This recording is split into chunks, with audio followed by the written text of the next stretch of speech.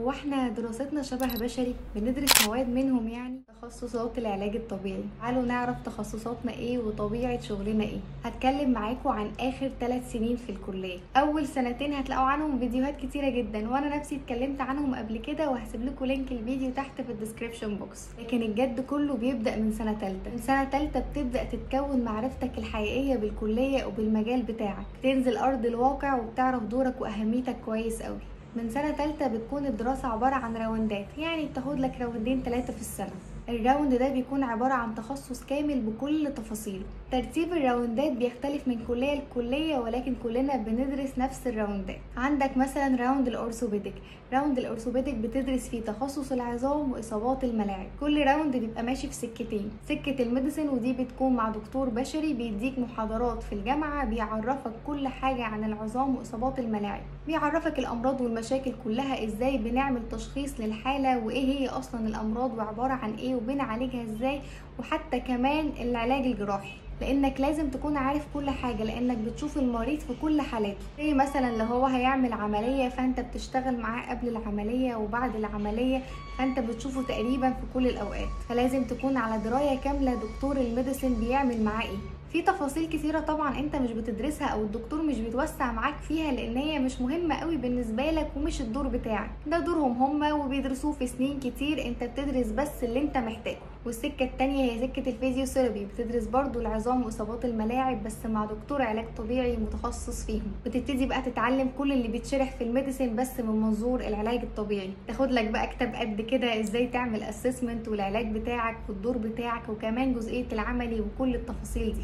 وبتنزل كمان مستشفى كل اسبوع، بتمروا على المستشفيات وبتشوفوا الحالات وتتعلموا ازاي تتعاملوا معاها، وتبتدوا تشتغلوا وتطبقوا كل اللي بتاخدوه. ونفس الكلام بقى بيتكرر في كل الراوندات، سواء بقى راوند الاعصاب، الاطفال، النساء، الحروق، الجلدية، المسنين، الشست، كل الراوندات.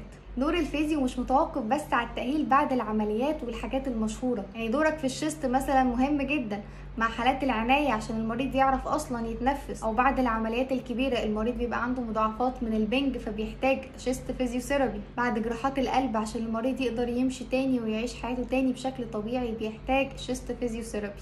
وبعد الحوادث الكبيرة انت اصلا بتعلم المريض ازاي يتنفس اساسا. حالات الحروق من غيرك حياتهم مدمرة اساسا، انت اللي بتمنع التشوهات اللي بتحصل بعد الحروق، وبتساعد المريض ان هو يرجع يتحرك تاني ويمارس حياته بشكل طبيعي. ومش بس كده، ده انت ليك دور مهم ان الجروح دي اساسا تلم وتخف بشكل سريع. فالموضوع فعلا معقد ومهم ومش سهل. تخيل كده ان حد عنده حرق كبير في ايديه، وانت مش بس رجعته ان هو يحرك ايديه، لا ده انت خليته يمسك قلم كمان.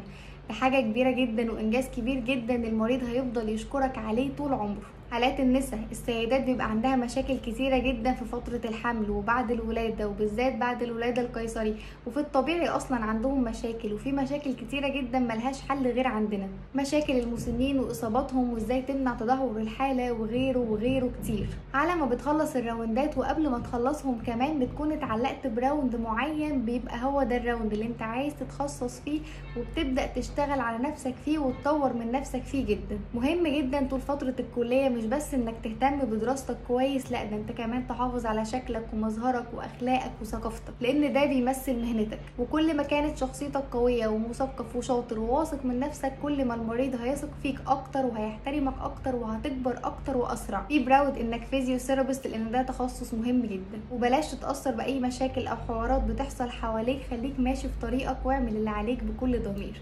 وبس كده، اشوفكم الفيديو الجاي، سلام.